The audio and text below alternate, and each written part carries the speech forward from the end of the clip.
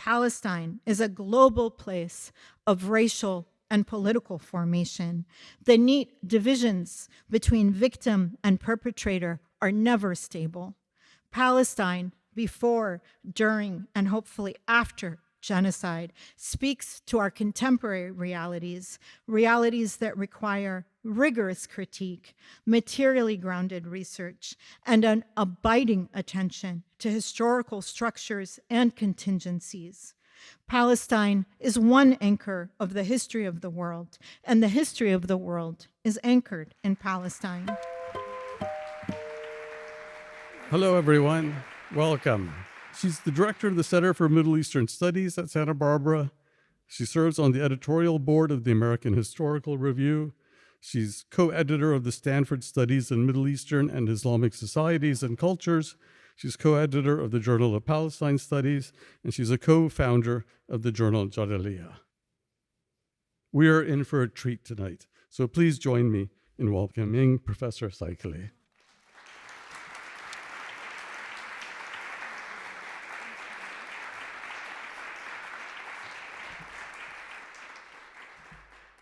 Thank you so much for that wonderful introduction. Good evening, everyone. It's an honor to be here in Boston with you all and to be together with old friends and new friends. In the next 40 minutes, I will draw on my book From Baltimore to Beirut on the Question of Palestine, which traces the life course of a Palestinian man named Naim Qutran, my great-grandfather, as he moved through space across periods of shifting political formation from Acre to Baltimore to Khartoum and Durman to Beirut. Over the course of his life, Qutran assumed subject positions that may appear contradictory. He was a colonial officer and a colonized subject. He was a slaveholder and a refugee. Learning about his life invited me to depart from the territorial and conceptual confines of the nation state and to understand Palestine as a site of global formations of race and capital. And here you see Naim. He's the one with the wonderful mustache. And he's with, that's my great-grandmother. And some of these people are, this is my grandfather. And this is a very typical kind of middle-class pastoral scene. And I'll tell you a little bit more about this, this background in a bit. So let me begin with a brief history of our main characters.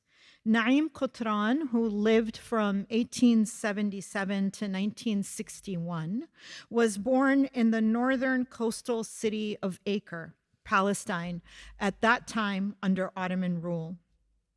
He started his education at the Syrian Protestant College in Beirut in 1899, the institution that we know today as the American University of Beirut. And in 1901, he traveled to Baltimore to continue his medical training at the University of Maryland, where he experienced racial formation, medical professionalization, and everyday life under Jim Crow segregation. Naim returned to Palestine to become one of Acre's first registered medical doctors. In 1910, he married Sherene Seikaly, who was just 14 at the time. She lived from 1896 to 1978. Anise's parents gifted the couple an enslaved woman named Sada. Naim and Anise manumitted Sada, who lived and died with them as their domestic servant.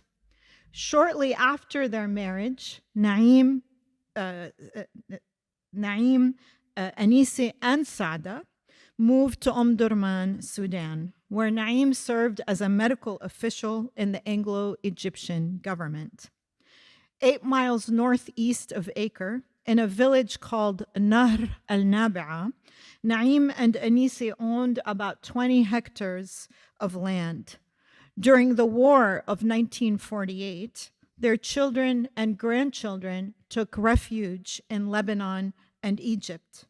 The couple stayed on the land in an attempt to hold on to Palestine's shrinking remains. They lost that battle in 1951, became refugees, and lived the last years of their lives in Lebanon. How did I meet my great grandparents? Let me turn briefly to that story now. I was raised on the adventures of Naim, our family's accomplished and temperamental hero. I knew that he and my great grandmother Anise had struggled to remain on their land until they were forced off by Israeli forces who burned their orchards, or so the story went. A descendant of these refugees, I was born in Lebanon and inherited this formative tale. When my family escaped the Lebanese Civil War in 1978 and immigrated to the United States, I cited Naim's burnt orchards to make claims to a Palestine underneath the Israel on the maps in school.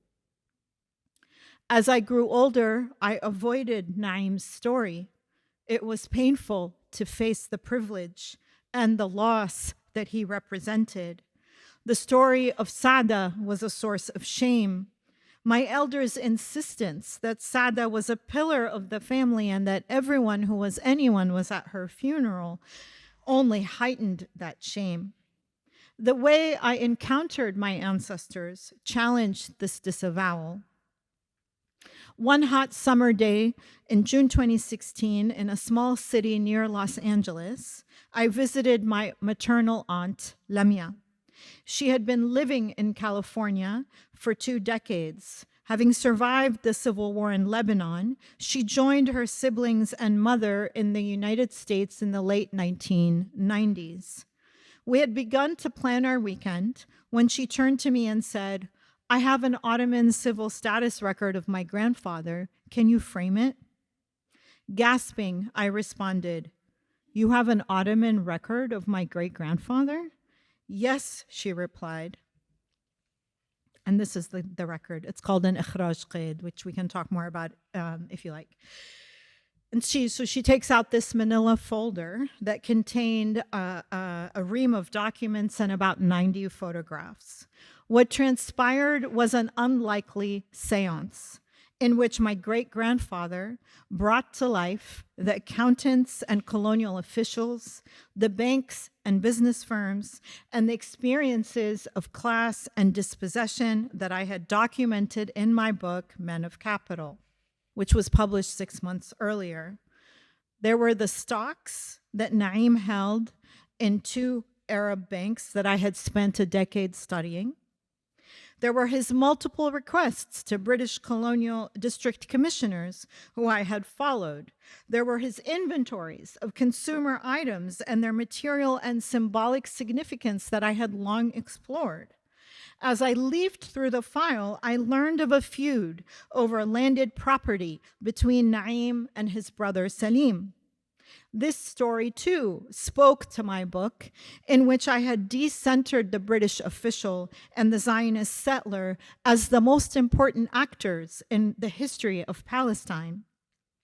The dispute between Salim and Naim revealed the complicated, contentious, and bitter ways that the commodification of land informed daily life in Palestine before and not only because of European hegemony.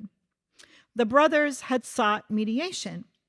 The lawyer they hired was none other than Fuad Saba, a man whose work as editor, businessman, thinker, and nationalist I had spent years studying and translating. And for the first time, I saw Saba's red letterhead arbitrating between my great-grandfather and his brother. As part of the Palestinian middle class, Naim had cultivated the art of bureaucratic letter writing, of keeping papers and records. This practice allowed me to discover and recover his history, the papers he left behind, and which Lemia had guarded across multiple dispossessions, was an archive of property gained and lost.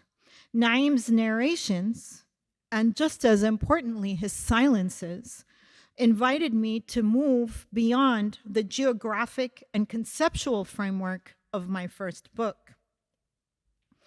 As I embraced this invitation, I took on Audre Lorde's advice to sit in the cold winds of self-scrutiny, balancing, honoring, critiquing, and loving my ancestors. In doing so, I developed a method I'm calling historical accompaniment to walk with the people I study through the spaces and times they inhabited. In 1953, my great-grandfather was a refugee residing in Lebanon. In one of his many attempts to challenge the economic consequences of statelessness, Naim petitioned the representative of the United Nations Conciliation Commission for Palestine in Jerusalem. He wrote, quote, "You very well know that the matter of time is a very important factor, especially to us refugees," end of quote. This demand to center temporality and to understand its shifts was perhaps the most precious inheritance that Naim left me. I will follow his lead now and focus on shifts in the matter of time through 3 glimpses of Naim and Anisi's lives. But first, let me start with a methodological point. Here is a photograph of my great-grandparents in 1949, 1 year after the twin birth of the Israeli state and the inception of the Nakba, or catastrophe, of 1948, when 750,000 Palestinians became stateless and 150,000 became a minority on their own land in the new state of Israel.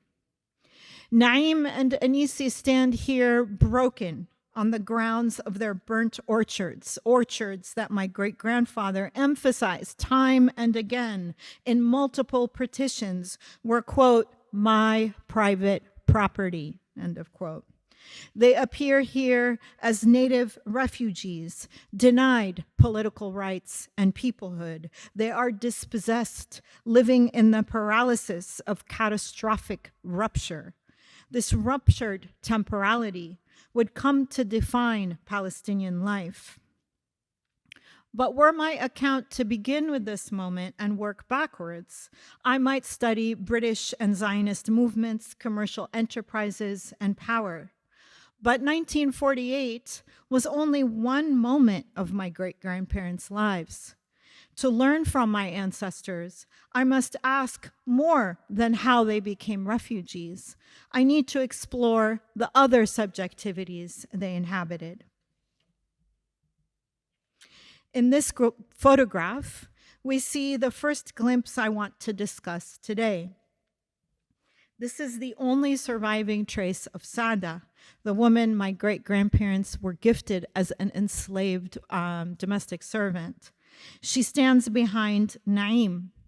Sada was likely Ethiopian, perhaps she was Eritrean. Her life was disrupted by slavery, consistent with well-documented markets for human trafficking in the Eastern Mediterranean, North Africa, and the Arabian Peninsula. Since antiquity and into the present, the Mediterranean and Indian Ocean slave trade has flourished, often drawing from markets in Sudan and Ethiopia to staff armies and households with unfree, unpaid labor. In the 19th century, Mediterranean and Indian Ocean enslavers regarded Ethiopians as superior to other East Africans. Of those who were sold and trafficked to Egypt, Ethiopian women were ranked aesthetically between white Circassian and East African women. This reflects the sexual vulnerability of women abducted into slavery. Now, certainly, the definition and structure of race and slavery vary broadly over time and place.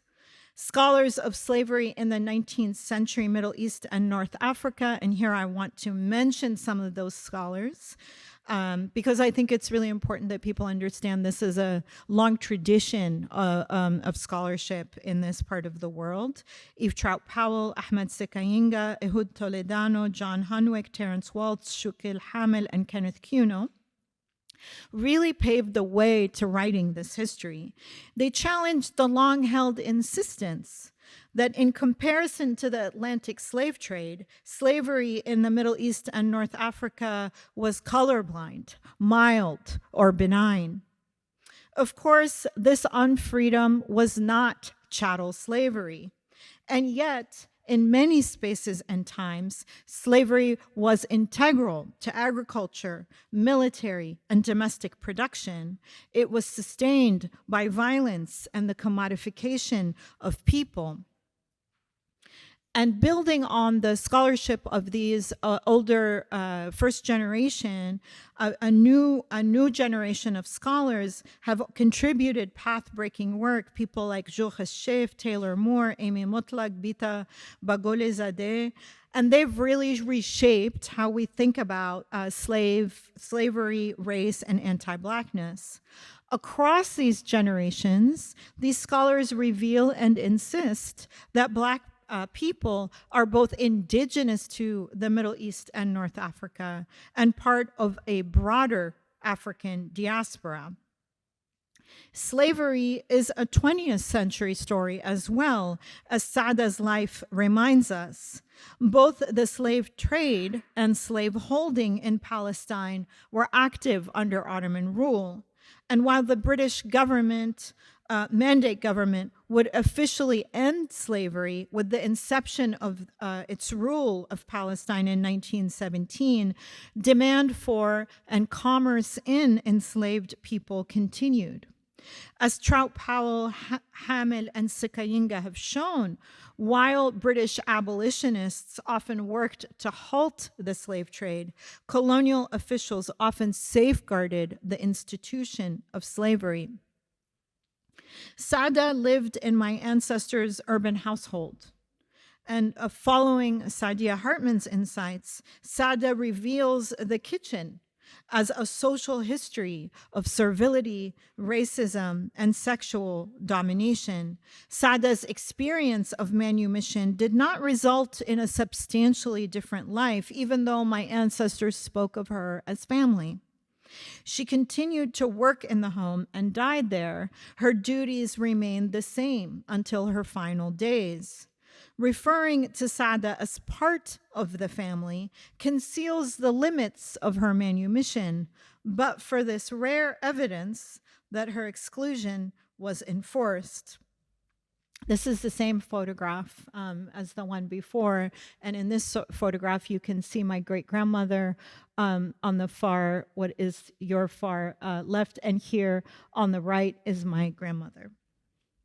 We can see her excision in this photograph cut out to make room for the quote-unquote true family. Saada reminds us that slavery is in fact the antithesis of kinship. Familial terms mask that violence. These photographs offer another lens on time, race, and catastrophe. Slavery, enslavement, and the slave trade shape the social fabric of everyday life. They are not supplements. The vagabond, the wayward figure, and the sex worker do not stand outside the story of capitalist transformation. As Sekayinga has shown in the case of Sudan, the commodification of land and the expansion of cash crops intensified slavery. Most of what we know about slavery in Palestine is largely limited to the Nakab or the Negev, where Palestinian Bedouins enslaved Africans from Sudan and Ethiopia. Saada expands that knowledge. These meager traces of Saada's life have much to teach us. Since I began tracing her trajectory, I have learned that her story was by no means exceptional. Saada opened windows into a spectrum of ownership and dispossession in my family's history and history more broadly. In this glimpse, Naim and Anisi are white. They claim a superior civilizational force. They are agents of conquest, dispossession, and ownership. Today, in my struggle against the archival erasure of my family and of Palestine, I am afforded a glimpse into Saada's life that her own descendants are denied. I too am an agent of archival and historical erasure. Let me turn to a second glimpse of my great grandparents' lives. This photograph was taken in 1915. An olive-skinned young man with a dapper mustache sits authoritatively on a stool in Sudan. He wears a white suit and a black tie. His back is straight and his legs are crossed, his hands folded on his lap.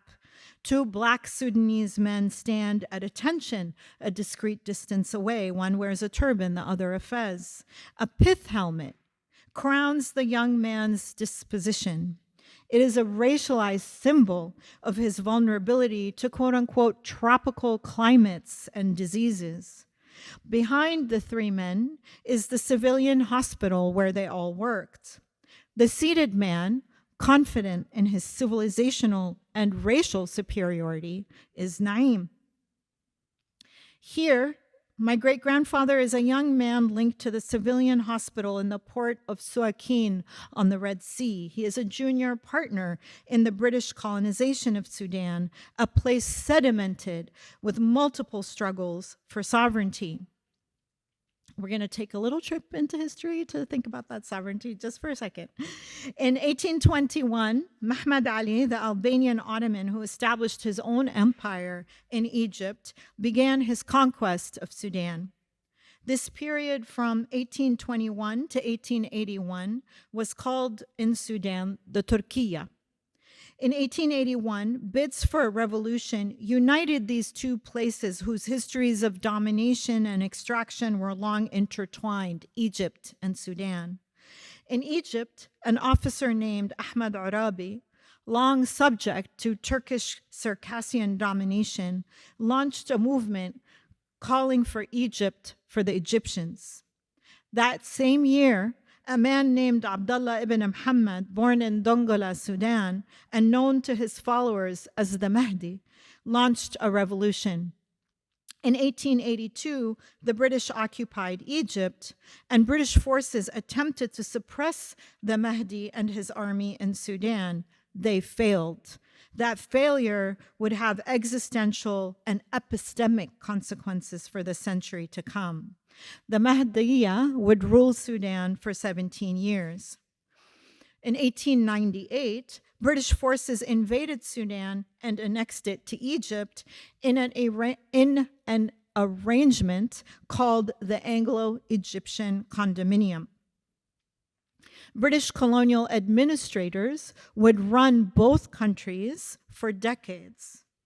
From the inception of British rule, colonial authorities envisioned an independent civilian medical service as expansive as the railroads they built from Wadi Halfa to Khartoum and from the Nile River to the Red Sea.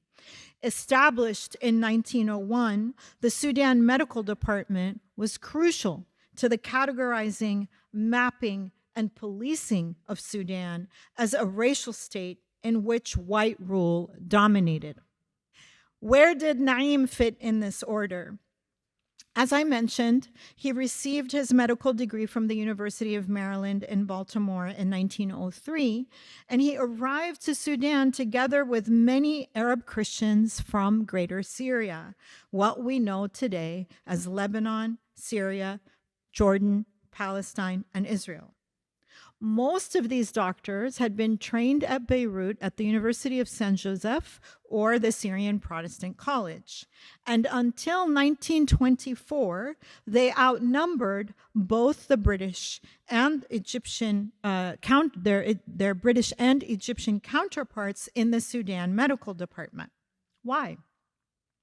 Well, the colonial governor of Egypt, Lord Cromer, who ruled between 1883 and 1907, viewed Syrian Christians as superior to their Muslim brethren. The Syrian Christian, as he put it, really is civilized, and from a moral, social, or intellectual point of view, stands on a distinctly high level. Doctors like Naim, British officials assumed, were passive, apolitical, and white. In the minds of their British overlords, these men's Christianity made them safer and more reliable agents of their projects to map and colonize, in particular, southern Sudan. Syrian doctors were at the front lines of coercive and militarized attempts to control sleeping sickness, a disease called sleeping sickness in southern Sudan, and sleeping sickness would become central to the construction of the field of tropical medicine, a field born of racialized fictions. Naim and men like him also played a role in mediating between Western biomedicine and a multiplicity of healing practices. Indeed, healing practices were as abundant as the peoples of Sudan, peoples that British colonial officials and their handlers attempted to contain in the term native. This term, the native, would also conceal a longer history of freedom and unfreedom. Beginning in the 1500s, both Sudanese kingdoms, the Funj and Fur sultanates, as well as regional kingdoms such as the Tagali, were active in human trafficking. While the slave trade was largely an elite affair, northern Sudanese people claimed Arab descent through religion, language, and genealogy, and quote-unquote animism and darker skin became markers of menial labor. Human traffickers targeted peoples from Darfur, the Dinka, the Azande, and the Shilluk of the Nuba Mountains as enslavable. In this context, to be an Arab was to be unenslavable. After the 1780s, shifts in global economy, monetization, and the formation of a merchant class took hold in Sudan. During the Turkiya, the period of Muhammad Ali invasion and rule of Sudan, slavery became institutionalized. By the second half of the 19th century, Khartoum became a commercial hub where human traffickers, including Egyptians, northern Sudanese, as well as the Syrian Ghattas family, established their headquarters. Around this time, enslaved and manumitted peoples had established towns in Khartoum, where they shaped origin stories and relations of kinship among the ruins of natal alienation. Their neighborhoods bore the names of the places they were expelled from. In 1902, British officials moved those villages to the south of Khartoum. The people called their areas Taraduna. They expelled us. Naim, Anise, and Saada arrived to Durman sometime in 1911. At this time, registered enslaved people constituted 20 to 25% of the inhabitants of the two neighboring cities of Durman and Khartoum. My great-grandparents may have walked through these neighborhoods that bore the names of places long lost to captive refugees. Two aspects of life in Taraduna would in the years to come shape Naim and Anise's experiences about 40 years later. One was the extent to which colonial and national states would render the places where refugees lived uninhabitable. A second was the insistence of the dispossessed to build life through the imaginative labor of return. In the refugee camps where Naim would work in Lebanon 40 years later, Palestinians would name their neighborhoods by the villages they were deprived of. There was no way for Naim and Anise to see a reflection of their own futures in Taraduna. Instead, and as we can see in this 1915 photograph, Naim sat armed with Western expertise, mediating between the Sudanese people and their colonizers. Naim here inhabited the vanguard of a colonial temporality in which Western civilization advanced through conquest. At the same time, men like Naim quickly confronted the colonial realities of their subservience. Syrian Christian doctors performed the same medical tasks as their English, Scottish, and Irish counterparts, but they were always subject to their British superiors. In Sudan, Syrian Christians began to understand themselves as at once white and colonized. They shifted from confessionalism and Anglophilia as sources of identity to the broader identity of a new iteration of the Arab. This dynamic and historically shifting category would take shape as a modern anti-colonial subjectivity in relation to, and sometimes in opposition to, the Sudanese and the Black. Now we arrive at the last glimpse of the story of Naim and Anisi. In Sudan, Naim had occupied the position of a superior, albeit second-tier doctor, healing the quote-unquote backward natives. When he returned to Palestine to establish his private practice in the 1920s, he faced new realities. Following World War I, the people of Greater Syria and Iraq, Muslims, Christians, and Jews alike, became political patients in need of quote-unquote civilizational therapy. Categorizing and asserting control over the territorial spoils of war, the League of Nations graded the Arab provinces of the former Ottoman Empire as A territories, quote-unquote A, the letter A. These inhabitants, they said, were destitute and required nursing towards economic and political independence. Unlike the people of the B and C territories, former German colonies in Africa and the Pacific, the League deemed Arab residents semi-civilized and capable of eventual self-rule. This eventuality was contingent on skin color, itself linked to notions of the primitive. In Palestine, Naim found that the British officials he had emulated envisioned a future for the land, but not for its people. From the perspective of the Permanent Mandates Commission, Palestinians kept the country in a state of stagnation. The land needed a, quote, able and energetic people to facilitate its passage to modern temporality.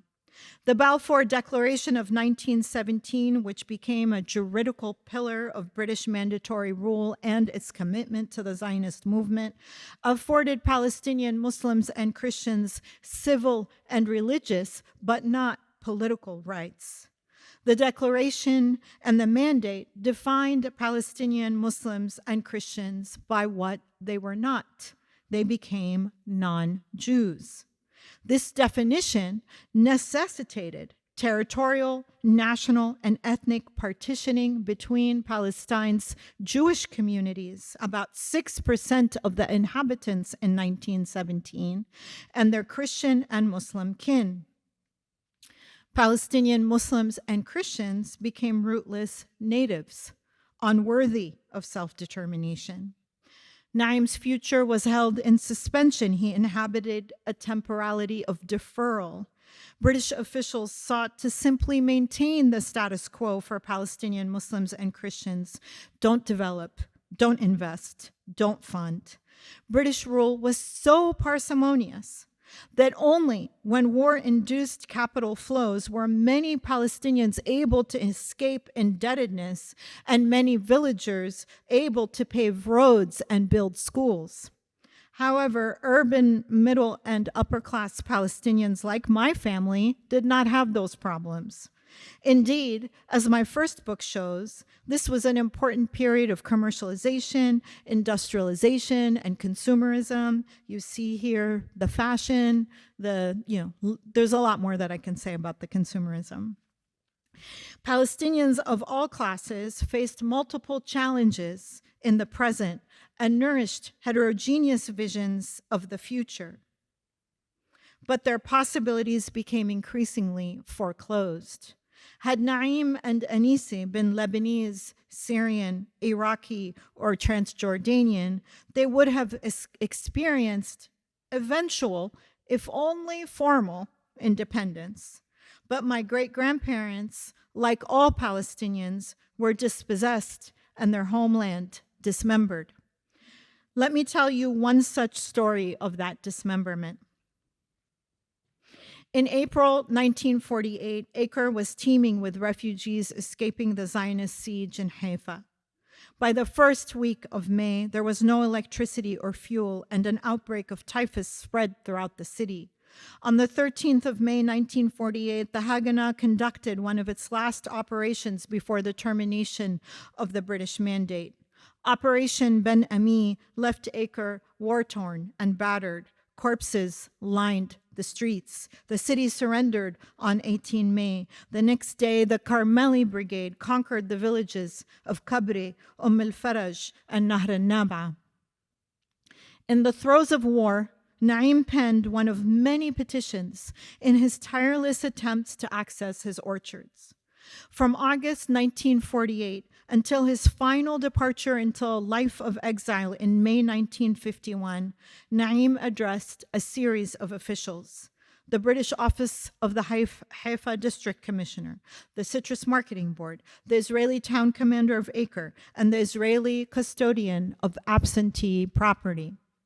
Having enjoyed a life of transcontinental mobility, Naim now faced a structure of immobility.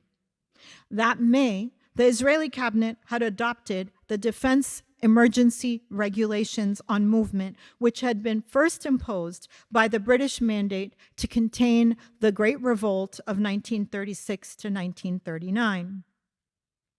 Basic rights and liberties, such as property and habeas corpus, were suspended. By October 1948, the Defense Ministry had established a military government that served to expropriate Palestinian land and prevent Palestinian movement. Everything from harvesting the land to bathing in the sea now required a permit. Urgency and growing despair marked each of Naim's petitions, yet throughout, his voice embodied the rational, almost disinterested pragmatist. On 16 August 1948, Naim addressed the new Israeli ruler of his city, the town commander of Acre. He detailed each plot of land, its name, its size, and its yield, as he would do many times in the years to come. He urged the town commander to allow, quote, my wife and myself to visit the land and collect the crops. Those parcels of land in Nahr al-Naba, for so long the subject of brotherly conflict, had now become an endangered source of basic needs. Naim did not hear back from the town commander. A few months later, in October, he tried his luck again, addressing what had by then become the defunct offices of the Haifa District Commissioner. Naim mobilized the discursive tools of the time, speaking of the productive capacity of the land. Again, he received no response. In December 1948, the Israeli cabinet adopted another set of laws called the Emergency Regulations on the Property of Absentees, which crafted a new Palestinian subject, the absentee. This absentee was, quote, any person who owned property in Israel and who on or after 29 November 1947 had gone outside Israel, end of quote. This definition was so broad that it technically included most residents of Israel, both Jewish Israelis and Palestinians. It was, of course, the Palestinians who were now legally absent. The property of these quote-unquote absentees would now be vested in the custodian of absentee property. The ground had again shifted under Naim's feet. There were new offices to address. There was a new kind of evidence to provide, evidence that would disprove absence. Undaunted, Naim attempted both. In May, he secured a permit to travel to Haifa to meet Noah Prober, an official at the office of the custodian of absentee property that he had repeatedly petitioned. Prober did not take his meeting. Naim returned home to Acre to the news that one of his plots had been burned. He visited the orchard to find 4 hectares burned to the ground. In June, Naim petitioned the military governor of Acre. He had already proven, he said, that he had been in the country on 29 November 1947, the date when a Palestinian became in Israeli law an absentee. He had submitted an affidavit to the civil magistrate in Haifa. He had produced his land deeds. He had paid his taxes. The surface of the rational, disinterested pragmatist was cracking. He was, quote, at a great loss, end of quote. He could not understand, quote, why I am treated like that, although all the necessary formalities have been complied with, end of quote. On 29 August 1949, another of his orchards were burned. A third was burned on 6 November 1949. Naim was pushed off the land, not as I had imagined as a child, by force of fire alone, but also through the power of bureaucracy, the very bureaucracy to which he was so committed. Naim faltered in the face of a structure intended to exclude and deprive him. The many legal, accounting, and discursive tools he had at his disposal were not effective in this new evidentiary terrain. The plethora of new tools, and particularly the absentee property law, created another temporal rupture the day before and the day after 29 November 1947. I will end here with reflections on what these glimpses of history contribute to the study of Palestine. We began our journey with my great-grandparents in a linear time of conquest, when they enjoyed a quote-unquote civilized status. That status, as well as their mobility, were contingent on capital and sectarian privilege. Sada, her enslavement, and her kinlessness were essential to the categories of race and status that my great-grandparents inhabited. But their whiteness was contingent, dynamic, and historically shifting. Taking this history seriously allows us to transcend and explore binaries of Arab and Black, or Arab and African. It offers a path to critically and capaciously travel the global color line. We followed my great-grandparents to Sudan, where Naim was an agent of a racial state and subject to colonial exclusion. During Naim and Anis's time in Sudan, we began to see the reshaping of the category Arab, a subjectivity that would prove more encompassing over the years of anti-colonial struggle ahead. When Naim and Anisi returned to interwar Palestine, their futures became more qualified, their mobility constricted, the condition of their colonization inescapable. This time was a time and place, a stasis in which my great-grandparents became natives. We traveled with them through the final temporality of their lives, a temporality of abeyance and suspension, dispossessed of linear time and forward movement. We are today in an age of catastrophe. We live in a time of interminable grief. We face a new U.S.-Israeli war on Iran and Lebanon, and Iran's response throughout the Eastern Mediterranean and Arabian Peninsula. In Sudan, The fight for the country between the Sudanese armed forces and the UAE-sponsored Rapid Support Forces has killed 150,000 people, displaced millions, and left more than 30 million people in dire straits as famine rages. The conditions are so severe that images of blood saturating the ground have been picked up by satellite. Not so far away and separated only by Egypt and Palestine, the Israeli genocide has killed at least 70,000 Palestinians and counting in the Gaza Strip. We watch as Palestinians stand in the rubble of their educational, medical, and social infrastructure amidst the realities of the production of the largest amputee cohort in modern history. We witness as the United States and Israel present forcible expulsion and the starvation of over 2 million Palestinians from Gaza as a real estate deal. We watch, too, in the West Bank, the escalation of settler vigilantism and state annexation. But perhaps Palestine is also a site of refuge. After all, survivors of 2 genocides of the 20th century, the Armenian genocide and the Holocaust, found refuge there. Perhaps this too is an inheritance, to think of Palestine as a refuge. The lives of Anisi, Naim, and Sada illustrate above all that Palestine is a global place of racial and political formation. The neat divisions between victim and perpetrator are never stable. Palestine, before, during, and hopefully after genocide, speaks to our contemporary realities, realities that require rigorous critique, materially grounded research, and an abiding attention to historical structures and contingencies. Palestine is one anchor of the history of the world, and the history of the world is anchored in Palestine.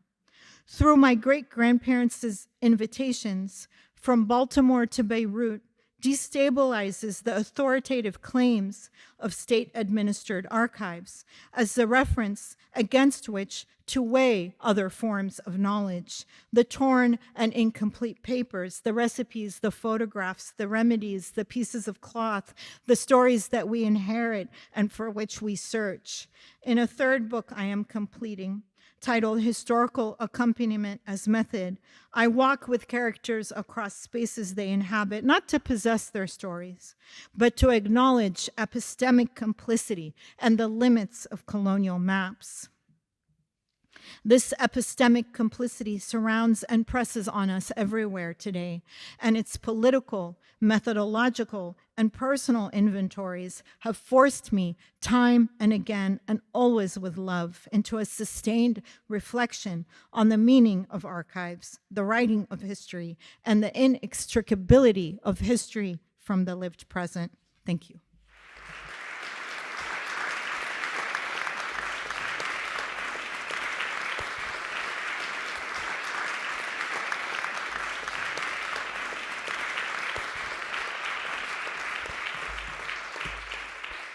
Thank you. Thank you, Sherene. Wonderful talk. It's a great insight.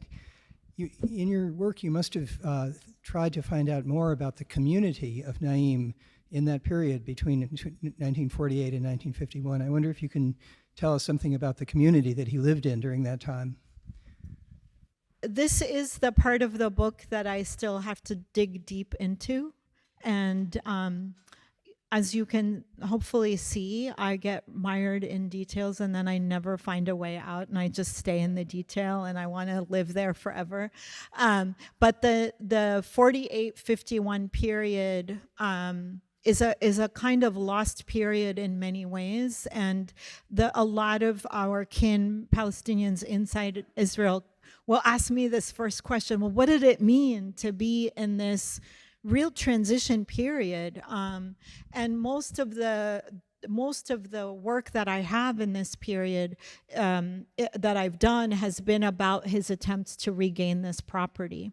And I think the lesson from that work is, number one, most of the ways we've told that history after 1948 has fallen into kind of broad narratives about all the urbanites had fled, the landowners were, dispossessed, the people who could leave early did. And I think the story that my great-grandparents have really continued to gift me is to always question those broader meta-narratives. And I'm going to continue trying to find traces of them in Acre, and still, even the traces I have, I think, challenge many of the ways we understand that period. I have a maybe more personal question about the impact of your research. I mean, growing up hearing the epics and tales of Naim and from your family, and then I guess maybe have like demystifying all of that by actually finding the archives and going through all of that. I really want to know how that impacted your view of him as a person and the time that he lived in, and how your experience with that maybe speaks to a greater shared experience among people who have a similar situation with their family, and then maybe also demystifying the history around like the greater Syria. Thank you. You're welcome. Thank you for that question. So I always say, if I didn't have my parents' support on this project, I wouldn't have done it. I'm okay with everybody else being angry at me, but as long as my parents are okay, I'm fine. And I've asked my mother this, and this is kind of what I was trying to say in the beginning about this method of, honoring, critiquing, and loving. And I really feel, somebody asked me today, I think, oh, do you feel connected to your great-grandparents? And I feel it every day, I feel very much like I was writing about them. I wrote a book about them without knowing it, And I worried a lot in the beginning about betraying them. And my mother said to me, you've brought them back to life. What do you mean? You're, and I said, well, what about the difficult stuff? And she said, well, this is history, So I will say, to be perfectly honest, that there's a lot of stories that I'm not going to tell. There's stories of, and we're still being recorded, so I won't share those stories because I don't want them to be recorded. But there are intimate stories of familial relations that I'm not going to tell.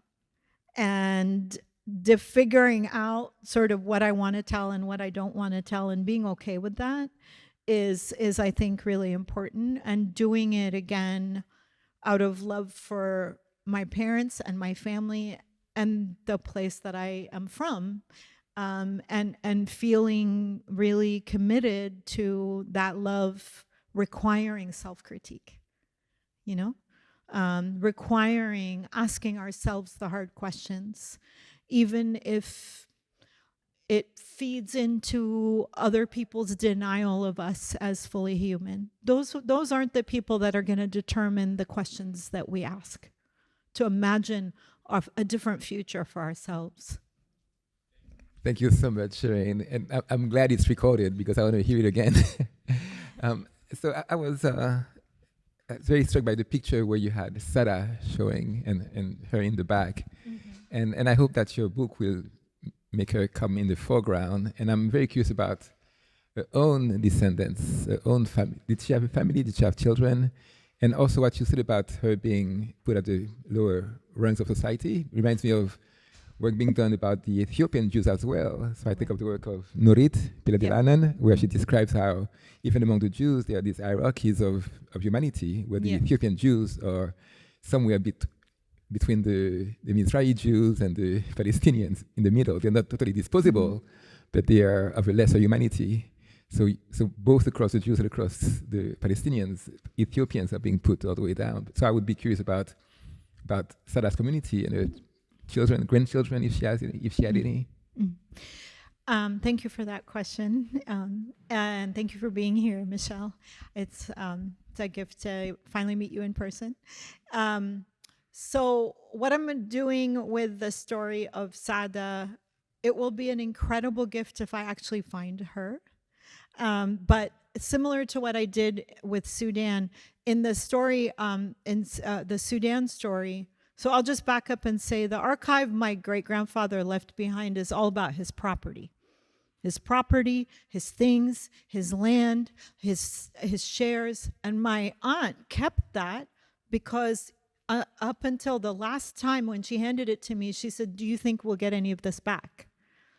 You know? So that's what they mean to her, but the documents mean something else entirely to me. He didn't leave me anything about Sudan. All he left was this clue.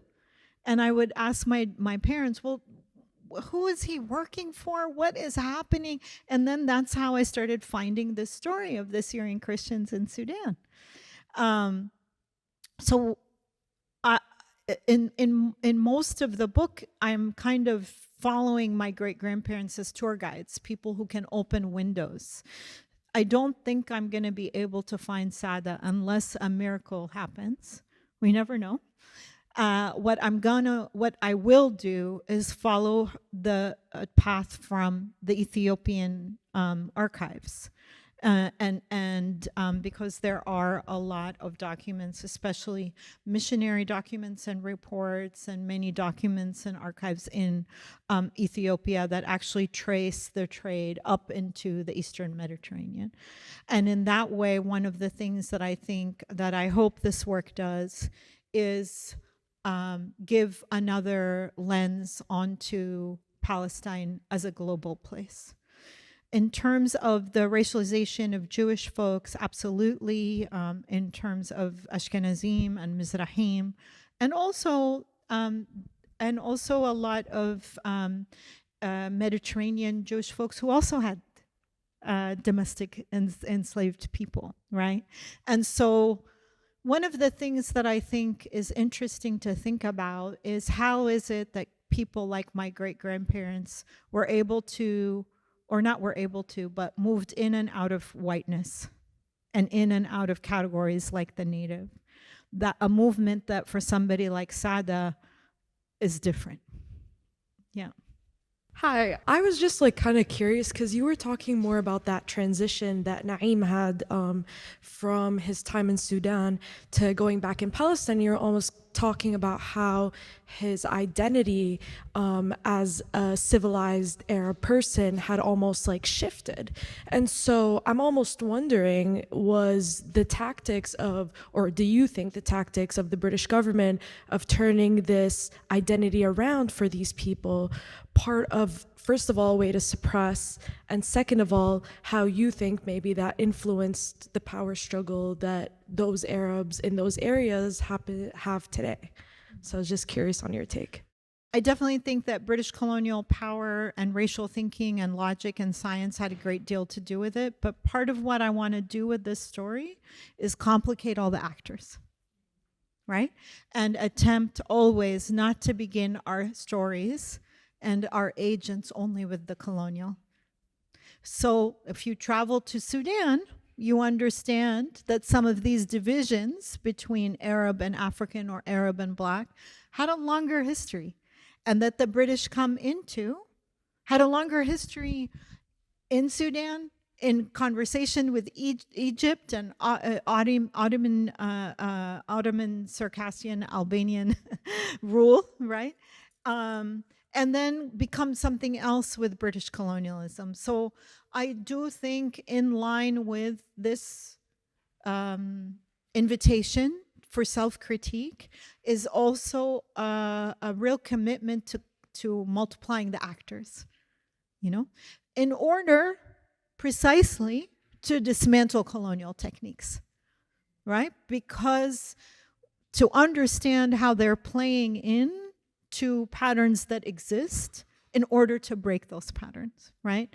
And so what I have found in this work, because I have found so many people to study and think with and learn from in the various Sudan archives I've worked in, is the way that Sudan and Palestine become crucial and parallel zones of visibility and becoming Arab. In opposition to British colonial rule, and also to speak with some very complicated patterns and identifications in Palestine and in Sudan. Does that make sense? All right, thank you all for your questions, and please join me once more in thanking Professor Seikaly.